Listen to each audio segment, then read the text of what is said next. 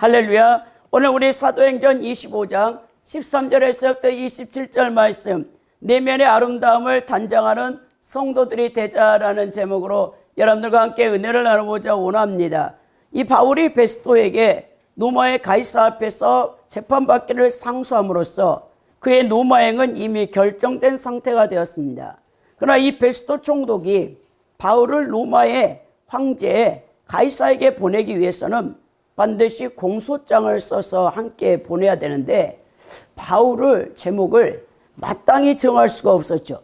근데 때마침 이때 유대인의 왕이었던 헤롯 아그리파 2세가 이 자신의 여동생과 함께 베스토 총독이 이 가이사라 이제 그 총독관에 새로 부임했다라는 소식을 듣고 인사차 방문을 하게 됩니다. 이에 베스토는 유대 형편을 잘 알고 있는 아그리파 왕에게 조언을 구하려고 하는 거죠. 왜? 바울의 공소장을 제대로 써서 황제에게 보내야지 이제 총독으로 팔레스틴 땅에 부임 온 지 지금 열흘도 안 됐잖아요. 그런 이제 총독이 이 그냥 공소장이 형편없이 썼다가는 자신의 앞으로 정치적인 행보, 더 나가서 관직에 문제가 생기는 거죠. 그래서 그가 이제 아그리파 왕이 이제 인사차 들렸으니까 이 유대 종교에 대해서 잘 알지 못하기 때문에 그거를 이제 물어보려고 이제 그 요청을 하는 내용으로 오늘 본문이 되어 있습니다. 우리는 오늘 말씀을 통해서 이 바울 사도가 이 복음의 열정으로 인해서 유대인 자신의 민족에게 고난을 받고 있다라는 것을 누가가 계속해서 이 설명하고 있는 거예요.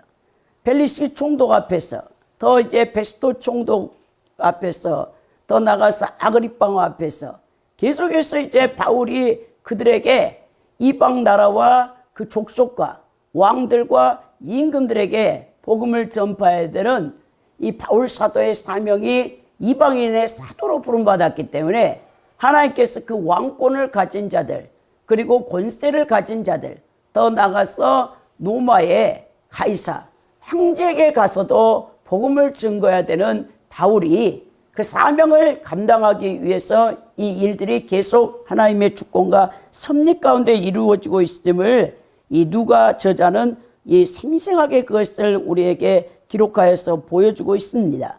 오늘 바울이 전한 복음은 베스토 총독의 말에 따르면 우리가 19절에 함께 교독했던 것처럼 예수 그리스도의 죽음과 부활이었다는 거예요. 이것은 이전부터 계속되어 온 복음의 전파와 변론을 통해서도 잘 나타나 있는 내용입니다. 바울 사도는 예수 그리스도를 부활하신 예수 그리스도를 만났죠. 사도행전 9장에서 그가 다메섹 도상에서 대제사장의 공문을 가지고 가며 그 다메섹 도상에 이단 개수인 예수를 따르는 무리들을 잡아 이제 넣기 위해서 말을 타고 달려가다가 그때 빛으로 임하신 예수 그리스도께서 사울아 사울아 어찌 내가 나를 박해하느냐 그러면서 여러분 말에서 굴러떨어져 눈이 멀었잖아요.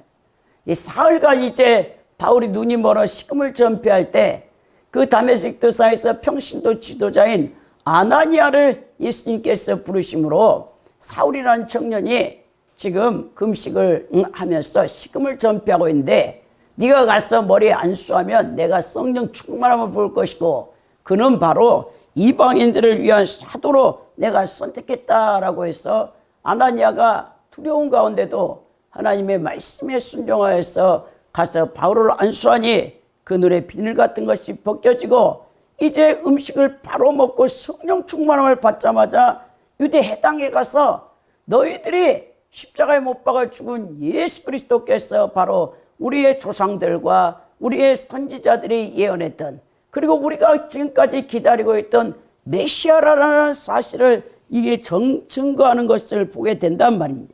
그러면서 계속해서 바울은 이제 안디옥에 이 선교사로 파송돼 가지고 최초로 우리 사도행전 11장에 보면 이방인의 이 선교 전초 복음 기지가 바로 안디옥 교회가 되는 거죠. 거기서 최초로 그리스도인이라는 이 말을 예수쟁이라는 말을 듣게 되고 거기서 생겨나게 되는 것을 보게 되는데 바울은 이제 예수님을 만남과 동시에 계속해서 복음을 증거하러 3차 세계 전도 여행을 떠나는 것을 본다는 것입니다. 그리고 그가 예루살렘에 돌아와서 오순절이 가까우니 그가 이제 유대 율법에 따라서 만 20세 남자들은 전 세계 디아스포라로 흩어져 있을지어도 1년에 3번은 반드시 6월절과 오순절과 77절에 장막절에 와서 이제 하나님 앞에 예물을 드려 제사를 드려야 된다는 그 말씀에 순종하기 위해서 자신의 또 선교 보고도 하러 왔는데 벌써 거기 예루살렘의 모 교회가 다시 유대교화되는 거예요. 다시 돌아갔어요. 그래서 바울 사도가 구제 헌금을 이제 이방인 교회에 가지고 왔을 때 받지를 않아요. 근데 그 벨릭스 총독이 그 얘기를 듣고 그 돈이 탐이 나가지고 바울 사도를 2년 동안 총독관 그 주변에 있는 구치소에다가 바울을 가둬놨단 말이에요. 그러고는 이제 새로운 총독이, 여러분 오늘 페스토 총독이 와서 다시 이제 바울을 신문하는 것을 보게 됩니다. 그와 같이 우리가 전해야 할 복음의 핵심은요, 예수 그리스도의 죽음과 부활입니다. 오늘 우리가 정말 성도들이 하나님께서 고난을 통해서, 고통을 통해서 우리를 깨트려요. 우리 옛사람이요 쉽게 파쇄되지 않습니다. 제가 저번에도 여러분들에게 말씀드렸던 것처럼 성령의 불을 받아요. 성령의 충만을 받아서 여러분들의 옛사람이 변화된다고요? 여러분 그렇지 않습니다. 그것은 마중물이에요. 하나님께서 인간의 이 타락한 지성의, 이 타락한 본성의 옛사람의 이 자아를 인간 힘으로는 어떻게 할 수 없기 때문에 우리 하나님께서 성령의 권능과 성령의 충만함을 부어주는데 그 다음부터 우리 하나님께서 무엇을 하시냐? 고난을 준단 말이에요. 고난을 받으면 받을수록 여러분들은 순종하면 성령께서 여러분들을 이끄시고 여러분들의 옛사람이 바삭바삭 깨지게 하는 거예요. 그렇지 않고는 절대 여러분 옛사람은 변화되지 않습니다. 많은 사람은 성령 충만 받아가지고 완전히 성령께 덧입혀져가지고 자기 옛사람이 변화될 줄 아는데요. 천만의 말씀. 여러분 고난을 통과하면 통과할수록 자기 옛사람이 깨지는 거예요. 자기 중심주의에서 하나님 중심주의로 변혁이 일어나기 때문에 제가 여러분들에게 누누이 간증하는 것처럼 성령의 권능의 불을 부어주신 다음에 10년을 성령님이 고난 속에서 저를 다루셨다라고 여러분들에게 분명히 말씀드린 것처럼 예수 믿는 것은 여러분 결코 쉬운 것이 아닙니다.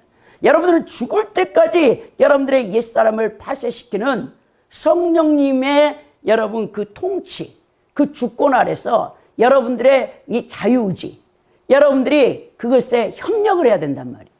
일방적인 은혜는 없습니다, 여러분. 우리 하나님께서 일방적으로 여러분들을 성화시킬 수가 없어요.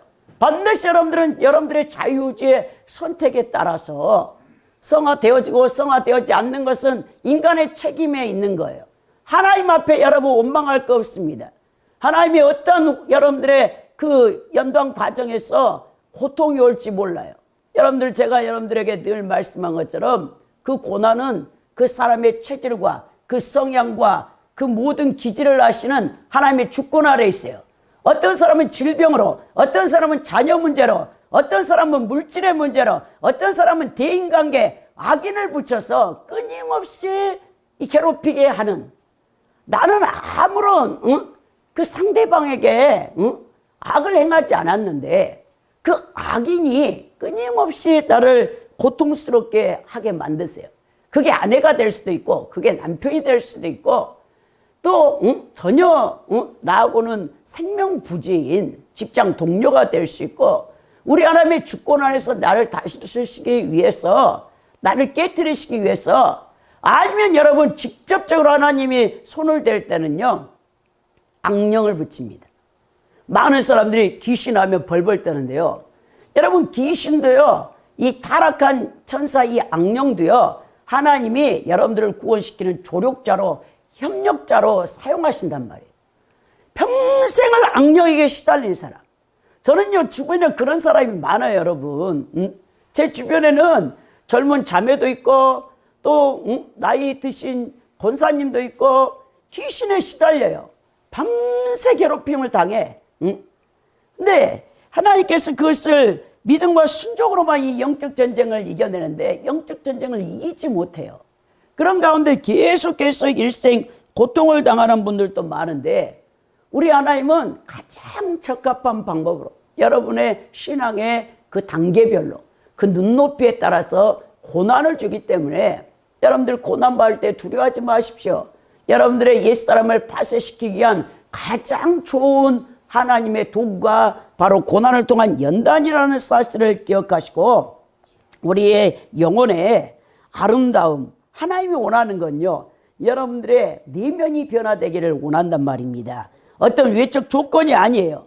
오늘 여러분들과 세 대지로 말씀을 나눠보는데 먼저는 죄악에서 떠나는 길을 선택해야 된다라는 거예요. 여러분들의 내면이 아름답게 변화되기를 원하십니까?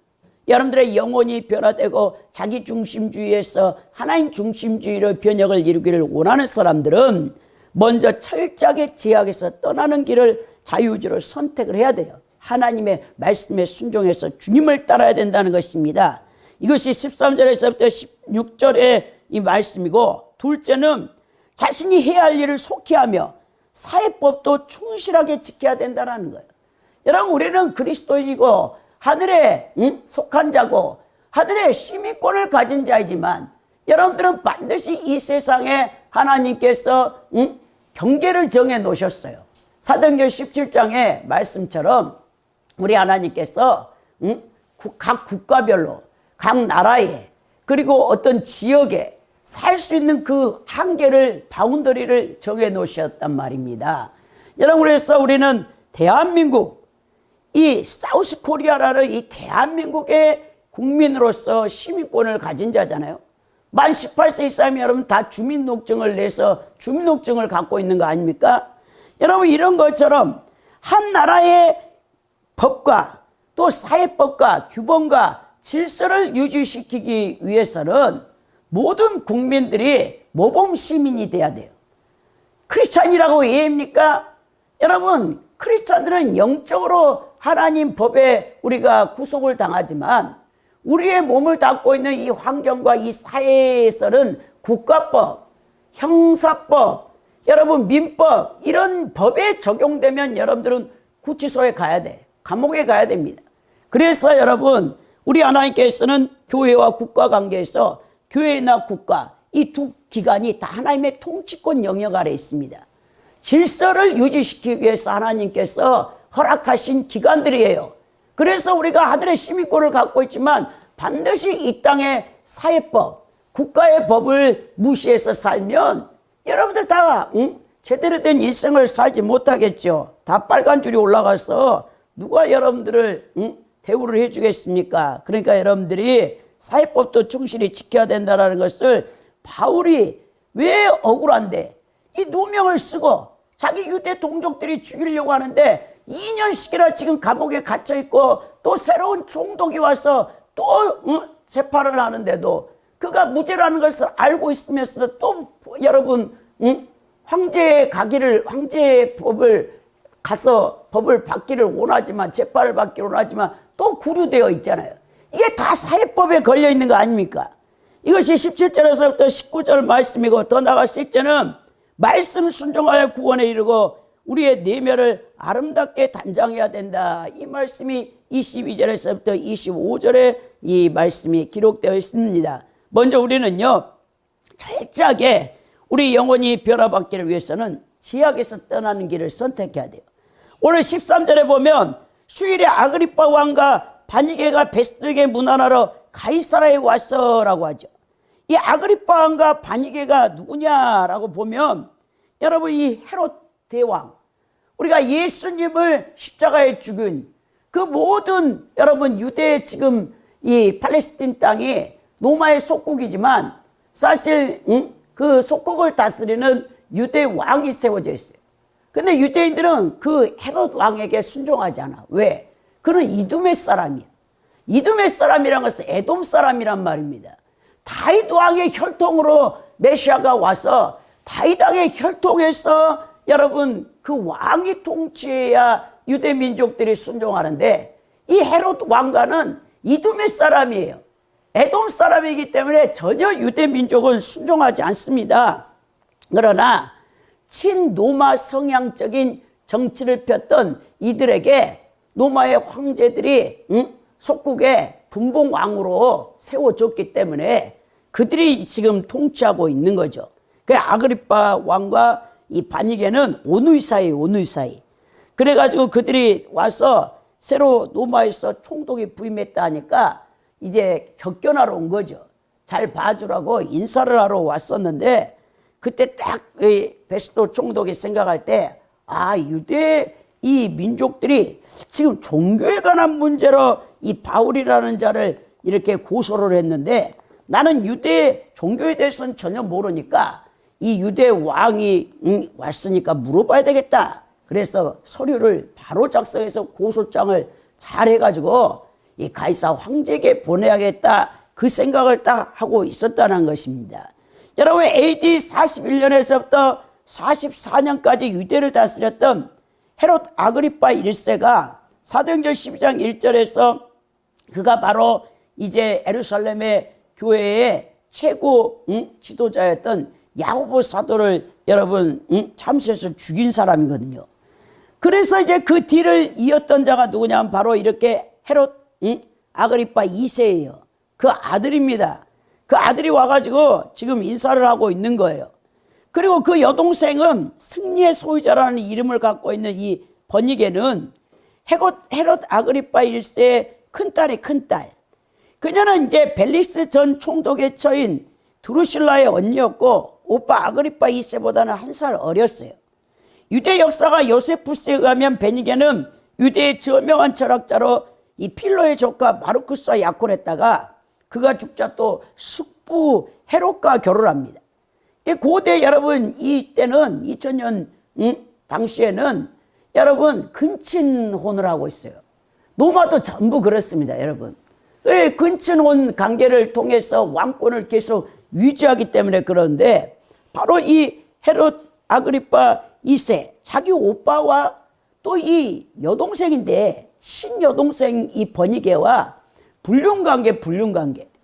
여러분 우리가 잘 아는 것처럼 이 로마의 여러분 칼리굴리 이 황제가 자기의 온누이를 또 이렇게 좋아했던 그런 일들이 많아요. 로마도 동성애와 여러분 근친 결혼이 아주 성행했어요. 그만큼 도덕적으로 문란한 나라가 로마.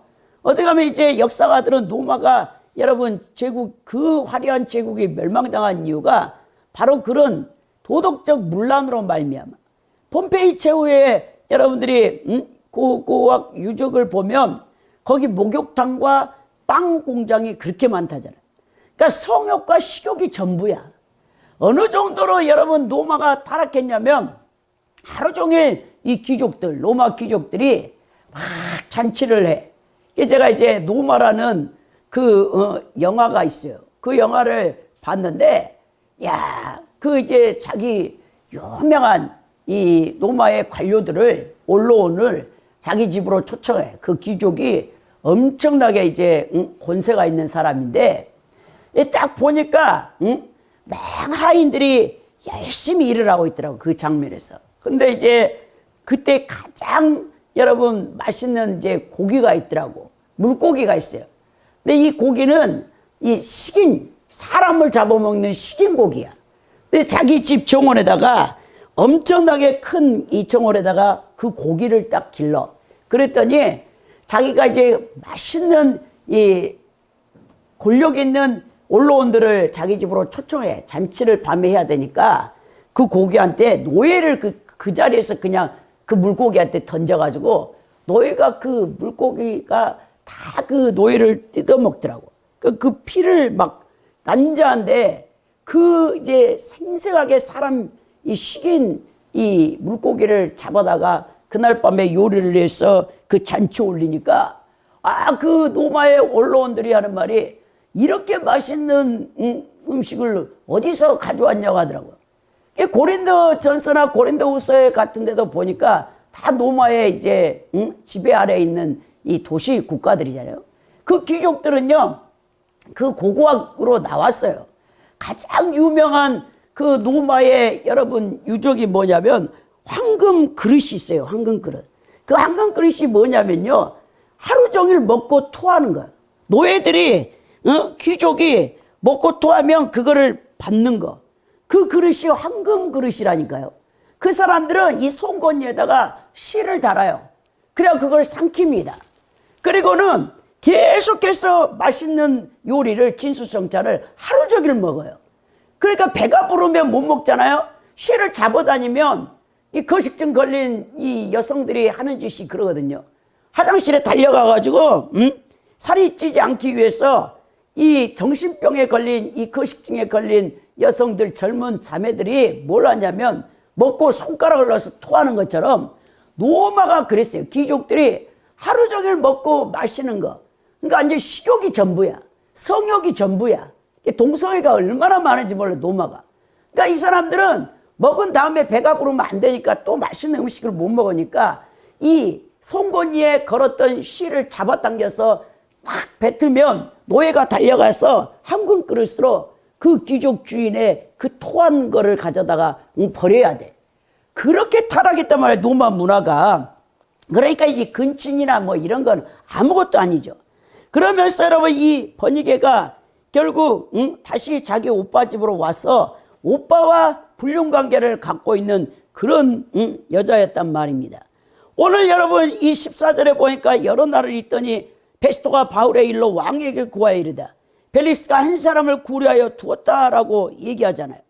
이 글라우디아 황제에 의해서 성전 후견의 자격을 부여받은 아그리파 이 2세 왕이 베스토 총독에게 이제 문안하러 왔으니까 자연스럽게 바울에 대해서 얘기가 나옵니다. 왜냐하면 황제에게 지금 공소장을 써서 보내야 되는데, 인편으로 보내야 되는데 쓸 말이 없기 때문에, 베스토는 바울 사건에 대해서 명목이 없기 때문에 가이사에게 보고해야 하는 것이 난감한 거예요. 그래서 이제 이 아그리파 왕 2세가 왔을 때 그걸 물어보는 거예요. 그래서 15절에 하는 말이, 내가 예루살렘에 있을 때 유대인의 대제사장들과 장로들이 그를 고소하여 정죄하기를 청하기를 했죠. 자, 자기가 제일 먼저 부임하자마자 어디로 갔죠? 예루살렘으로 갔죠. 왜? 그 지역이 워낙 폭동이 많다는 소식을 들었기 때문에 가서 이제 이 사내들이 공회에 있는 이 70명이 넘는 유대 정치 종교 지도자를 만나서 자기 편으로 만들기 위해서 부임한 지 3일 만에 거기 예루살렘으로 내려가서 거기 열흘 있다가 왔잖아요. 그랬더니 그들이 다른 건 요구하지 않았습니다. 우리가 다 베스토 총독의 모든 그 통치 고난에 순종할 건데, 거기 지금 총독관에 잡혀있는 바울이라는 자를 자기들에게 내달라 하는 거예요. 그것만 하면 우리는 다 협력을 하겠다. 그 베스토가 총독이 생각을 보니까 이 바울이라는 자가 도대체 누구간데 유대인의 대제사장들과 장로들이 그를 정죄하고 그를 자신들에게 다시 내려보내서 예루살렘에서 자신들의 종교 재판을 받게 해달라고 하는가, 그걸 생각을 했겠죠. 그러면서 16절 하는 말이, 내가 대답하되 무릇 피고가 원고들 앞에서 고소사건에 대하여 변명할 기회가 있기 전에 내주는 것은 로마 사람의 법이 아니라였노라 라고 말합니다. 아그리파 2세 왕에게 하는 말이, 내가 그 예루살렘에 갔더니 그 장로들과 대제사장이 바울을 내주라 하는데 그것은 로마법이 아니지. 거기다 보니까 이 바울이라는 자가 누구냐? 로마 시민권을 갖고 있는 자라는 겁니다. 로마 시민권을 갖고 있기 때문에 함부로 할 수가 없다라는 거예요. 로마법에 따르면 피고는 판결이 내려지기 전에 정당한 법적 절차에 따라 자기 자신의 무죄를 주장하는 변론의 기회를 가질 수 있기 때문에 그렇습니다. 그래서 아무리 팔레스틴 종교 지도자들이 바울을 유죄 선고를 내리기를 원하고 또 자신들이 사형시키기를 원하지만 그렇게 할 수 없다라고, 그러면서 내가 삼엄한 지금 경비병들을 둬서 그 바울이라는 자를 지키고 있다라고 얘기해 주는 것입니다. 오늘 여러분 이 말씀을 통해서 비록 베스토는 이방인이에요. 전혀 하나님을 모르는 자입니다. 그렇지만 그가 공정하게 법을 집행하려는 그런 일반의 은총 가운데 양심은 있는 자라는 것을 우리가 알 수 있다는 것이죠. 여러분, 로마법은 공명정당하게 이 법을 집행하려는 게 굉장히 많았어요. 그래서 이 베스도 총독도 그런 마음을 갖고 있었는데, 오늘 우리가 이 베스도를 빗대어서 생각해 볼 때 우리 성도들은요, 좌로나 우로나 치우치지 않고 지악에서 떠나는 길을 항상 선택해야 된다는 것을 우리가 알 수 있다는 거예요. 여러분, 사도 바울이 악한 죄인이 아닙니다. 여러분, 우리 바울 사도가 어디서 악을 행했습니까? 그는 악을 행하지 않았어요. 그런데 사내들인 공회에서 바울의 악행에 관한 어떤 문건이나 증언도 제출하지 못하고 막 선동만 하는 거예요. 막 사람들을 데리고 와서 바울이라는 자를 이제 우리에게 내달라 하면서 저는 중재인이라고 하는 거예요. 그러니까 여러분, 베스도 총독이 봤을 때는 전혀 로마법에, 이 실정법에, 형법에 어긋난 적이 없단 말입니다. 그래서 여러분 그냥 가둬놓는 거예요. 이 말을 듣고 바울을 내줄 수가 없었던 거죠. 우리도 마찬가지입니다. 정말 항상 우리의 성도들이 하나님 말씀 앞에 바로 서 있어야 돼요. 다른 사람의 말에 좌우로 치우치는 어리석은 자가 돼서는 안 된다는 거예요. 여러분, 새를 보십시오. 비행기를 보십시오. 여러분, 새가 한쪽 날개가 꺾이면요, 날지를 못해요. 비행기가 여러분 한쪽 날개가 여러분 상했는데 비행기가 날아오릅니까? 날아오지 못하는 거죠.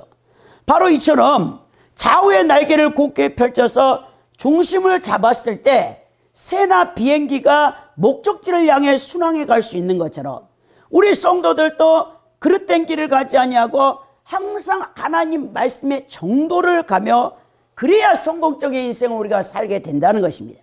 그렇다면 우리는 좌로나 우로나 치우침 없이 죄악에서 떠나는 언제나 하나님 중심주의에 서서 말씀에 순종하는 그런 지혜로운 삶을 살아야 된다는 것입니다. 여러분들 날마다 삶 속에서 여러분들은 선택할 수밖에 없어요. 이 악한 세상, 지금 세상이 얼마나 악한 줄 압니까? 여러분들은요, 감히 상상도 할 수 없어요. 여러분들이 이 세상의 법에 그리고 여러분들이 억울한 일을 당했을 때 약자들, 사회적 약자들이 여러분 국가법에 그리고 경찰에 여러분들이 고소했을 때 여러분들 편을 들어서 얼마나 여러분들의 억울함을 풀어줄 것 같습니까? 여러분, 그렇지 않다라는 거예요. 오늘 이 대한민국의 법이 이 사법법이나 이 국회의원들이 정하는 법이나 또 여러분 이 모든 이 법원에서 판결을 내리는 이 모든 것들이 다 강자들을 위한 거예요. 약자들을 위한 법은 없습니다. 양육강식의 사회가 지금 되어져 가고 있어요. 이 우리나라뿐만 아니고 전 세계가 그래요. 여러분, 힘없는 자는요, 억울해도요, 아무리 법에 호소해도요, 법에 여러분 그 억울함을 풀어낼 수 없다라는 거예요. 그런 세상이 지금 되어가고 있는데 우리가 정말 우리는 하나님 말씀에 순종하며 하나님 뜻대로 사는 성도들이 돼야 된다는 거예요. 이 세상에서 모든 걸 잃어버려도 여러분들 영혼만은 뺏기지 않아야죠. 영혼을 뺏긴다면 여러분 뭐 하겠습니까? 여러분 아무것도 아니에요. 여러분, 우리 크리스천들이 이 세상에 억울할 수도 있어요. 근데 예수님께서도 또 바울도 로마서에 선으로 악을 이기라 했어요. 악한 자들이 여러분들을 무고하게 고통을 줄 수도 있습니다. 그러나 여러분 그것 때문에 실망하지 마십시오. 여러분들의 영혼은 항상 하나님의 보호를 받고 영혼 구원을 받아야 된다는 것이죠. 여러분, 두 번째는 속히 해야 할 일을 하고 사회법에도 여러분들은 충실해야 돼요. 이게 17절에서부터 19절 말씀인데요. 오늘 17절에 보니까 그러므로 그들이 나와 함께 여기 오매 내가 지체하지도 아니하고 이튿날 재판자리에 앉아 명하여 그 사람을 데려왔으나 라고 말하죠. 여러분, 이튿날 이제 바울 사건을 처리하기 위해서 법정이 개정되는 것을 볼 수 있다는 거죠. 그리고 이제 18절에 보면 원고들이 있어서 내가 짐작하던 것 같은 악행의 혐의는 하나도 제시하지 아니하고 바울이 전혀 여러분 죄를 범하지 않았기 때문에 유대 대제사장들과 이 유력자들이 고소를 했지만 여러분 그 법이 성립이 되지 않는 거예요. 여러분, 법정에서 성립되지도 않는 이 법을 어떻게 집행을 하겠습니까? 베스도 총독이 하나도 제시하지 못했다. 베스도는 수많은 추측과 상상 속에서 바울이 진짜 악한 자인 줄 알았거든요. 근데 전혀 여러분 재판을 막상 시작해 보니까 자기 추측하고는 완전히 빗나간 거예요. 유대인들은 바울을 로마법에 근거하여 처벌할 수 있는 하등의 사안이라 증거도 제시하지 못했단 말입니다. 유대 종교 지도자들이 베스토가 추측하고 있던 바울의 악행에 대한 어떤 증빙 자료나 증거물도 제출하지 못해요. 여러분, 법정에서 가장 중요한 증거물 아닙니까? 그래 왜 여러분 이 가해자가 피해자에게 서로 증거물을 제출해야 돼. 그리고 알리바이가 확실해야 돼. 자기가 그 사건을 범하지 않았다는 것을. 증인을 데려오잖아요. 근데 그런 게 하나도 없어. 19절에 보니까 오직 자기들의 종교와 또 예수라는 이가 죽은 것을 살아있다고 바울이 주장하는 그 일에 관한 문제로 고발하는 것뿐이라 했어요. 여러분, 참 어이가 없는 거죠. 자기들의 종교와 예수라는 이가 죽은 것을 살았다고. 분명히 죽었는데 살았다고 바울이 얘기하는 거예요. 부활을 증거하고 있단 말입니다. 그것 때문에 바울이 지금 여러분 재판에 걸린 거죠. 여기서 첫째, 자기들의 종교 문제. 두 번째는 그 연전상에서 볼 수 있는 문제. 예수님의 부활 사건 때문에 그래요. 이 종교 문제는 이미 여러분 로마 법정에서 심리 대상이 되지 못했죠. 사도행전 18장 12절 17절에 벨릭스 여러분 총독 앞에서 이거는 심리 대상이 안 된다라고 이미 끝나버린 거예요. 여러분, 그리고 이제 더 나아가서 로마 법으로도 바울이 무슨 죄를 지었나. 자기들 뭐 예루살렘의 성전에 들어가서 뭐 선동을 하고, 그리고 뭐 국가 질서 로마의 법을 어겨서 혼란케 하려고 했다고 했는데 전혀 그 증거가 없다라는 거예요. 왜? 바울이 3차 세기 전도 여행을 온 다음 하루 이틀밖에 되지 않았어요. 무슨 여러분 국가를 전복시킨다고 그 속국 나라의 질서를 어지럽혔다고, 그게 전혀 성립이 안 됐단 말입니다.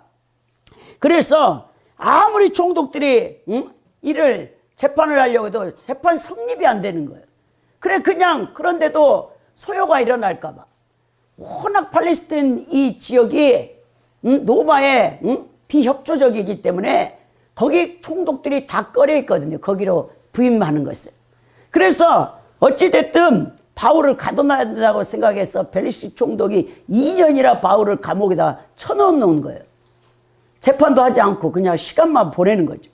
더 나아가 이제 베스토가 왔는데 똑같은 이 문제로 대제사장들과 유대인 장로들이 와서 그 바울을 또 고소하니까 전혀 그것이 성립이 되지 않는다는 말입니다. 여러분, 오늘 여기서 우리가 이 사건을 통해서 알 수 있는 게 뭡니까? 우리 성도들이 최우선시해야 될 것이 무엇인가?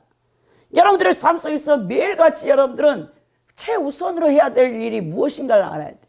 그냥 우리 인생은 너무나 짧습니다. 여러분, 우리 인생은요, 날 때는 순서가 있지만 죽을 때는 순서가 없어요. 그 죽는 것도 두려워할 것도 없습니다. 왜? 내 구원이 확실하다면 오늘 밤에 죽든지 내일 죽든지, 왜? 천국에 갈 수 있기 때문에. 여러분, 천국은요 영원한 안식입니다. 이 땅에 여러분 살아있는 동안에 안식이 있습니까? 없어요. 여러분, 매일같이 여러분들은 고통 가운데 있어요. 크고 적든 가운데 고민하고 고통하고 염려하고 생활의 염려, 돈이 없어서 몸이 아파서 자녀 문제. 여러분, 그래서 여러분들이 고통받지 않는 날이 어쩌면 우리 인생에는 단 하루도 없어, 살아있는 동안은. 근데 제가 5월 8일에 5월 어버이날이 돼가지고 우리 어머니 저 영락공원 그 백양사에 있는 장성에 있는 그 공원에 딱 갔더니 거기는 하늘에 구름이 두둥실 떠가고 바람 소리, 비둘기 우는 소리, 새소리. 와, 거기에 여러분 그 영락공원의 그 묘지에는 여러분 평안만 있어. 그러니까 여러분, 우리는 이 세상을 떠날 때 진짜 평안을 얻는 거지.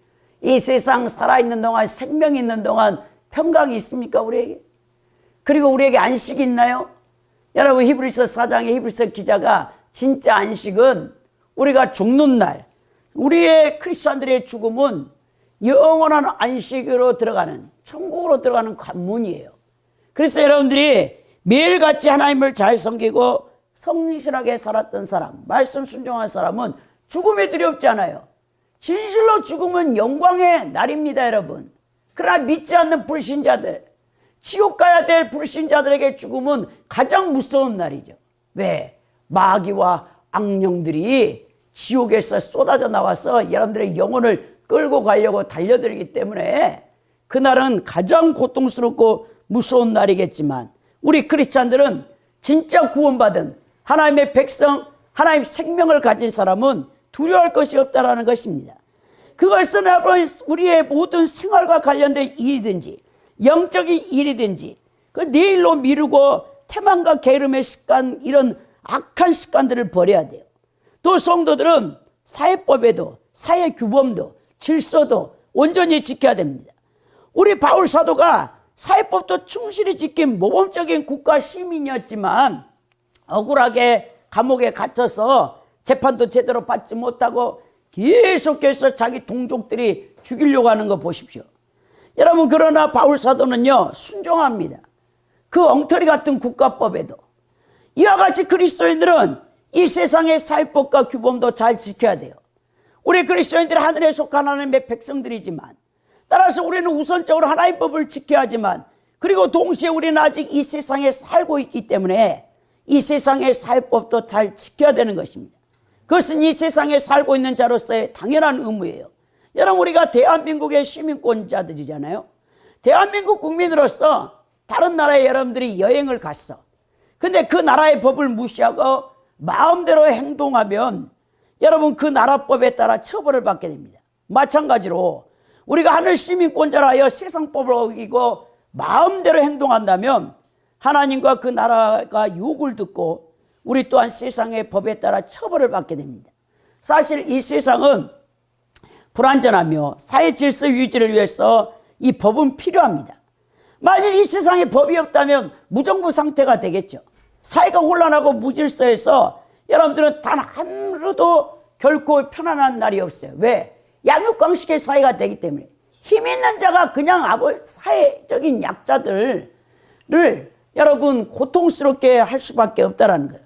그러므로 우리 그리스도인들이 먼저 성실한 준법자가 되고 타의 본이 되는 모범 시민, 세계 시민, 선진국으로서의 국민으로서의 그 일들을 우리가 담당해야 된다는 것입니다.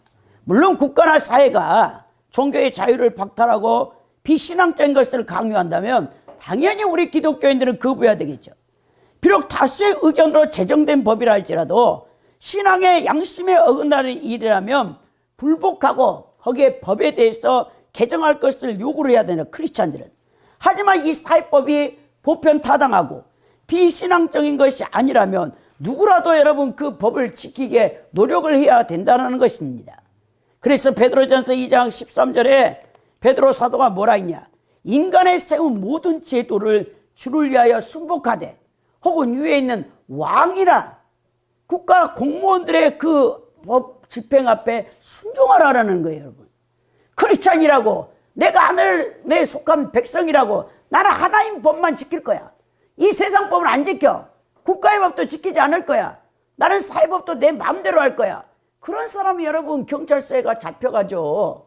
못 돌아오죠. 이 사회에서 다른 사람을 고통스럽게 하고 해악을 끼치는데, 그런 영원히 격리되고 여러분 다른 사람과 사회성을 이루지 못하게 된다는 것입니다. 오늘 20절에 보면 내가 이 일에 대하여 어떻게 심리할지 몰라서 바울에게 묻되 예루살렘에 올라가서 이 일에 신문을 받으려느냐? 네가 다시 예루살렘으로 가겠느냐? 왜 유대 제사장들, 장로들에게 내주려고 하는 거예요? 왜? 너무 자기가 힘들 것 같아서. 베스토 총독이 이제 그 얘기를 하니까 21절에 바울은 황제의 판결을 받도록 자기를 지켜주기를 호소하므로 내가 그를 가이사랴에 보내기까지 지켜두라 명하였노라. 지금 아그리파 2세 왕에게 이 바울이라는 자에 대해서 설명을 하면서 얘기를 하고 있는 겁니다. 로마 시민권을 가진 자라 황제에게 가서 상소하겠다 해서 내가 지키고 있다라고 얘기를 해주는 거예요. 그러면서 뭐라냐? 22절에 아그리파가 베스토에게 이르되 나는 이 사람의 말을 듣고자 하노라. 베스토가 이르되 그럼 내일 들으시라 라고 말합니다. 왜? 자기가 유대인의 지금 왕이잖아요. 분봉 왕이잖아요. 그 바울 사도에 대해서 듣고 싶다라고 얘기를 한다는 겁니다. 그러면서 23절에 이튿날 아그리빠와 버니게가 크게 위험을 갖추고 와서 천부장들과 시중에 높은 사람들과 함께 접견 장소에 들어오고 베스도의 명으로 바울을 데려오니, 이제 베스도는 바울 사도의 말을 듣고를 원했어요. 아그리빠가 그것을 요청했고 그것을 승낙했습니다.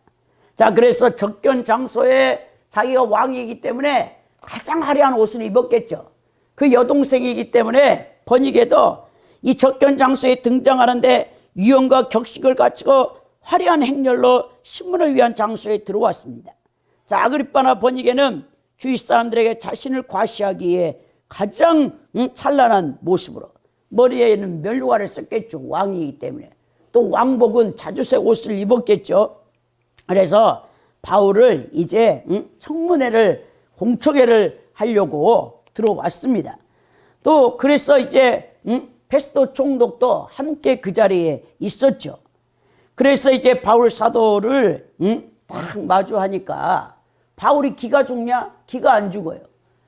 그 아그리빠 2세 왕은요, 대단한 이제 분봉왕이기 때문에 화려한 옷을 갖춰 입고 위엄 있게 딱 격식을 차려가지고 베스도 총독 옆에 앉아가지고 바울을 신문하려고 하는데, 여러분 전승에 따르면 바울이요 정말 여러분 안 생긴 사람이에요. 우리 예수님도 정말 안 생긴 분이에요. 우리가 정말 여러분 이 서구 기독교에서 예수님의 성화를 멋지게 그려놓은 백인으로, 그러니까 우리 또 영화를 봐도 너무 멋지게 예수님이 생겼잖아요. 근데 여러분 이제 예수님의 수위가 나왔어요. 이제 부활하셨잖아요. 그 자리에서 그냥 옷을 다 풀지 않고 유대인들은 이 수위가 돌돌돌 말아져 있는데 그 형체가 하나도 흐트러짐 없이 예수님이 그 자리에서 빠져나왔거든요. 그 수위에서 예수님 피가 나와 DNA가 검출됐어요. 그 진짜입니다, 여러분. 그 밝혀졌어요. 근데 이 수위 이 길이상 보니까 예수님의 키가 180 이상이에요. 왜냐면요, 지금도 이집트나 이 중동 지역의 남성들이요, 키가 큽니다, 여러분. 그래서 제가 아는 대학원 동기가 이제 그 이집트로 해서 터키로 해서 성지순례를 방학 동안에 갔어요. 그랬더니 이집트에 갔더니 남자 병기 있잖아요. 그게요, 이 우리 대학원 동기 그 전도사님이 키가 작아요. 남자분인데. 근데 그 이집트의 남자들이 키가 다 크기 때문에 병기 이 자체가 높아가지고요, 엄청 그 소변을 보는데 힘이 들었다는 거예요. 그러니까 이게 예수님도 180 이상은 됩니다, 키는. 그렇지만 우리 예수님이 이사야 53장에 보면 정말 볼품없는 분이라고 했어요. 순한 이제 모양이고 연한 순 같고 그렇지만 생기지는 않으셨어요. 근데 바울 역시도 키가 작고 매부리 코에다가 여러분 대머리에다가 눈썹은 짙고 다리는 휘어져 있었어. 정말 볼품없다니까요. 이 글로 보면요, 신약의 27권에서 14권, 아우 대단한 분이시잖아요. 필체를 봐도 그 영성도 대단하잖아요, 바울 사도가. 근데 여러분 외모는 너무나 안 생기고 너무나 사람들 볼 때 혐오감을 줄 정도로 안 생기신 분이에요. 한마디로 초락이 그지없어. 그런데 그 고관들, 이 베스도 총독 앞에 아그리빠 2세 왕 앞에 딱 섰는데 거침없이 말을 하는 겁니다. 이 사람이 변호하는 태도가요 얼마나 당당하지 몰라. 성령 충만해갖고. 그런 이방인과 임금들과 이스라엘 자손들 앞에 복음을 전하기 위해 택한 그릇 아닙니까? 하나님의 그릇이었습니다. 그래서 당대 권세자들 앞에서도 거침없이 예수 그리스도의 부활과 복음을 증거하는 거예요. 이것을 통해서 우리가 깨닫는 게 뭐냐면, 아무리 겉만 화려하면 뭐합니까? 내면이 없어, 내면. 영혼의 아름다움이 없는 거예요. 우리 성도들도요, 빛 좋은 개살구가 돼서는 안 된다는 거예요. 오늘 아그리빠 왕이나 버니게 그 여동생은 왕이고 공주니까 엄청난 위엄과 격식을 차리고 화려한 행렬을 따라서 제사장들과 그 베스트 총독과 함께 들어오면서 기를 죽였어요, 바울 사도를. 근데 바울 사도는 전혀 기가 죽지 않아. 왜냐하면 이 사람들은 여러분 연문을 뿌리고 다녀요. 겉만 치장하지 화려합니다. 이 두 원우위가 불륜관계라니까 여러분. 근친혼. 사람들이 도덕적으로 윤리적으로 문란한 삶을 살고 있으면서 화려한 외모만 치장합니다. 사람은 속이 빌수록요 겉을 아름답게 꾸미려고 해. 여러분, 예수님 당시의 바리새인들도 신앙의 조상들이 간직했던 아름다운 신앙을 계승하지 못했어요. 신앙에 내면이 없는 겁니다. 그래서 그들이 한 일이 뭡니까? 썩은 냄새나는 무덤을 꾸미기 위해서 해칠하듯 외양을 꾸미는데 정신이 없는 거예요. 그들은 사람들 보기에 이마와 팔에 차는 경문을 넓게 했고요, 옷수를 크게 했습니다. 금식할 때는 괴로운 표정을 지었고요, 기도할 때는 시장 거리에 나가가지고 오래도록 서서 기도합니다. 이게 바리새인과 서기관들, 종교 지도자들이 했던 일이에요. 그래서 사람들로부터 엄청난 칭찬을 받고 인정을 받는 데 성공을 했죠. 하지만 정말 인정을 받아야 될 메시아 예수 그리스도께서 그 유대 종교자들을 뭐라 했냐? 이 독사의 새끼들이라 그랬어요. 독사의 새끼, 가장 치욕적인 욕입니다. 예수님 앞에 그런 욕을 받아요. 독사의 새끼가 뭡니까 여러분? 마귀의 새끼들이나 마귀 자식들이라고. 니네들은 응? 종교 지도자들인데, 유대 종교 지도자인데 바로 유선자라. 유선자, 가면 쓴 자들, 가면 쓴 자들.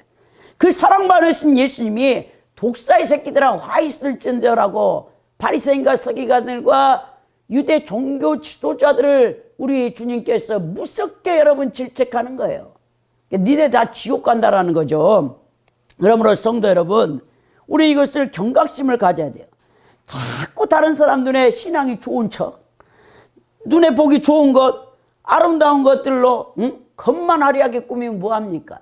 내면이 엉터리야. 우리 주님 보실 때 전혀 예수님 닮은 성품이 없어. 그럼 여러분 가짜예요. 가짜.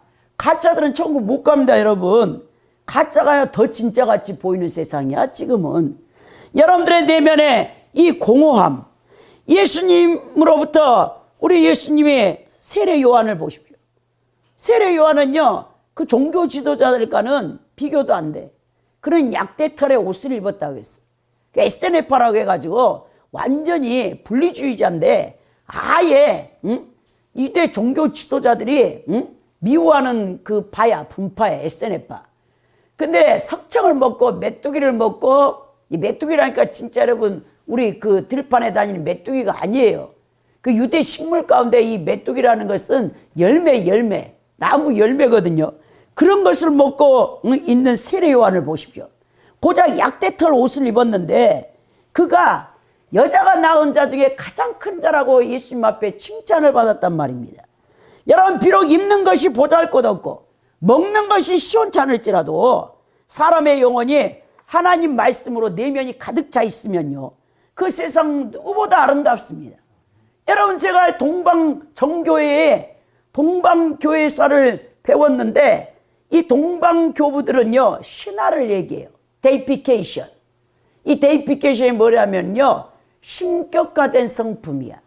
이것은 베드로후서 1장 4절에서부터 7절에 우리 예수님이 신의 성품에 참여하라는 거죠. 여러분들의 영혼이 성화되어져서 아름다우면 여러분들의 겉에도 여러분 피부에, 여러분 얼굴에 이게 투영돼.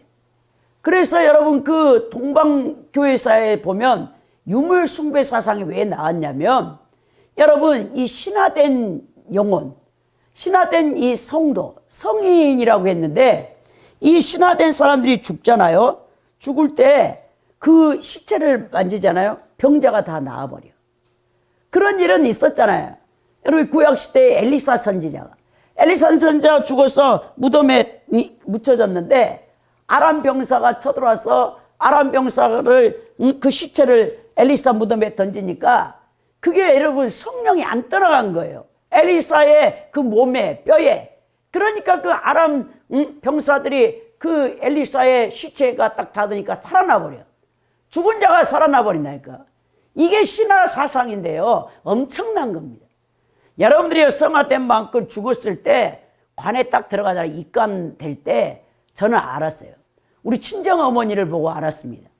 아, 우리 어머니가요 입관식 딱 해가지고 딱 제가 보니까 우리 어머니가 50대 초반의 모습으로 돌아가 있더라고. 그만큼 성화되어지면요, 죽었을 때 여러분 장례 치를 때 여러분들의 몸에 그게 투영돼. 우리 어머니 이렇게 제가 얼굴을 만져봤어요.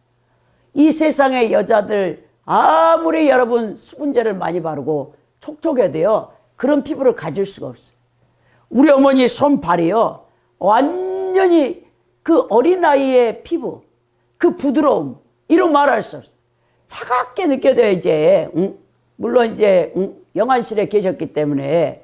근데 이 부드러움과 이 성화되어진 만큼 여러분들의 그 육체에도 죽었을 때 몸에도 하나님의 그것이 투영된다는 것, 영광이 투영되고 이 그 모습이 나온다는 거예요. 이게 신화 사상인데요, 이 신의 성품에 참여된 그 모습만큼 투영돼요.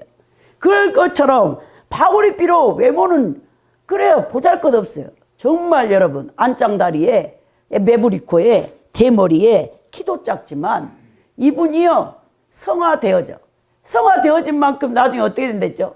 부활체를 입게 되겠죠. 부활체의 모습도 그만큼 아름답다는 거예요. 그래서 바울이 고린도서 15장 부활장에서 해같이, 어떤 사람은 달같이, 어떤 사람은 별의 그 반짝이는 정도가 다르잖아요. 금성같이 샛별은요, 너무나 반짝입니다. 별도 별과 같이 다른 것처럼 여러분들이 부활체에 가장 좋은 부활체를 입고자 원한다면 이 땅에서 성화되어져야 돼. 영혼이 아름다워야 돼. 내면이 아름다워야 돼. 예수 그리스도의 성품을 완전히 닮아야 돼. 그러면 여러분들이 정말 부활체도 가장 아름다운 부활체를 입게 될 것입니다.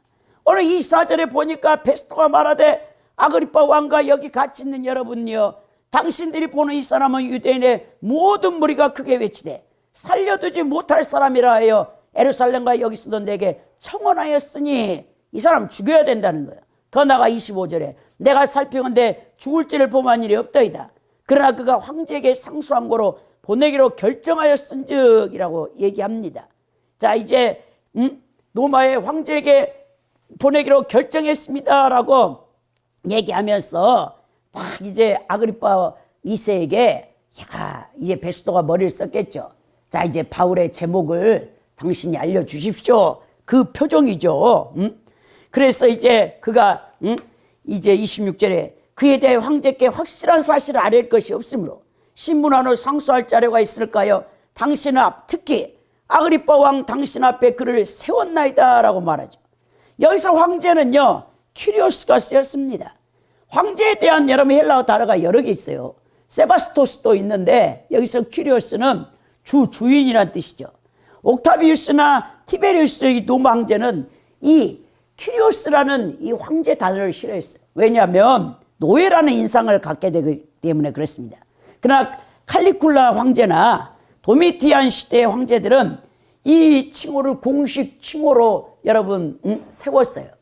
여러분, 그러니까 여러분, 우리는 크리스찬들, 왜 로마에 이 300년 동안 크리스찬들이 박해를 받고 순교를 당했냐면 키리오스라는 이것 때문에 그래요. 황제를, 인간인 황제를 신격화시켜서 거기에 다 절을 하게 만들었거든요. 근데 크리스찬들은 오직 예수님만이 나의 주, 나의 하나님, 나의 주인이다, my Lord. 그래서 키리오스라고 예수님한테 했기 때문에 황제에게 절을 하지 않아요. 황제를 숭배하지 않기 때문에 로마의 네로 같은 황제들이 전부 여러분 예수 믿는 사람들을 이 콜로세움 원형 경기장에 이 짐승의 밥으로 내 던져버려. 그리고 크리스찬들을 죽여가지고 밤에 노마실에 횃불을 켜는데 그 인간의 몸에서 나오는 기름을 갖다가 사람의 크리스찬들을 죽여가지고 거기다가 불을 던거가지고 노마시에 불을 켰다라고 하지 않습니까? 이런 여러분 박해를 받는 이유가 황제, 인간에게 키리오스란 말을 쓸 수 없다는, 이것은 나의 주 나의 하나님 예수 그리스도에게만 쓸 수 있다고 했기 때문에 순교를 그렇게 당했단 말입니다. 그러면서 이제 로마 시민이었던 바울의 청을 거절할 수 없었던 베스토는 가이사 황제에게 지금 공소장을 보내야 되는데 아그리빠 2세 왕이 잘 신문해가지고 그 제목을 알려주기를 바랬단 말입니다. 그래 27절에 그 제목도 밝히지 아니하고 제수를 보내는 것이 무리한 일인 줄을 아나이다 라고 말합니다. 왜? 무능한 여러분의 행정관이 되기 때문에 그렇습니다. 자기 앞으로 정치 행보가 이 팔레스틴 땅에 총독으로 와갖고 열흘 만에 이런 재판을 하게 되는데 엉터리 같은 고소장도 제대로 쓰지 못해갖고 황제에게 제수를 보냈다가는 자기의 정치 행보가 자기의 이제 관직이 거기서 끝날 수도 있기 때문에 신중을 기했던 것을 보게 됩니다. 오늘 결론적으로 우리의 말씀을 통해서 바울은요, 비록 제수의 신분이에요. 외모로도 정말 볼품이 없는 사람입니다. 그러나 그 영혼은 누구보다도 예수님의 생명으로 가득 채워져 있다는 거예요. 오늘 바울 사도처럼 우리 영혼 내면을 가꾸는데 힘을 써야 돼요. 여러분, 우리가 지금 겉을 꾸미기에 세상에 빠져서 안일하게 지낼 시간이 없어요. 이 세상이 지금 종말을 향해서 지금 여러분 환경재앙을 통해서 극도로 여러분 지금 이제 이 세상은 예수님이 재림할 날이 눈앞에 옵니다. 예수님이 재림해서 이 역사적 심판, 불로써 이 땅이 다 심판을 받게 되겠지만, 그리고 모든 악인들이 죽임을 당하겠지만, 더 나가서 우리 개인의 종말이 가까이 오고 있다는 거예요. 여러분, 우리 자신이 언제 죽을지 몰라요. 그러니까 우리는 항상 우리 영혼의 내면을 가꿔야 된다는 거예요. 내면을 단장하기 위해서 먼저는 죄악에서 떠나는 길을 선택해야 됩니다. 또한 해야 할 일을 해야 할 일과 하지 말아야 될 일, 속히 그것을 여러분 행하고 하지 말아야 할 것은 하지 말아야 돼. 또 국가사회법도 우리가 충실히 지켜서 나라를 혼탁하게 만드는 거기에 동조하는 잘못된 크리스찬이 되어서는 안 되는 거예요. 더 나아가 하나님 말씀에 순종하여 구원에 이르고 하나님의 생명이 충만한 영혼이 되어져서 빛과 소금 역할을 감당하는 진실한 그리스도인이 되어야 된다는 겁니다. 그래야 해서 우리는 하나님의 복음을 언제든지 담대히 증거하며 영적 하나님 나라를 확장을 위해 쓰임받는 복된 자들이 될 수 있기를, 바울 사도를 본받고 온전한 신앙생활을 할 수 있는 분들이 되기를 예수 그리스도의 이름으로 축원드립니다.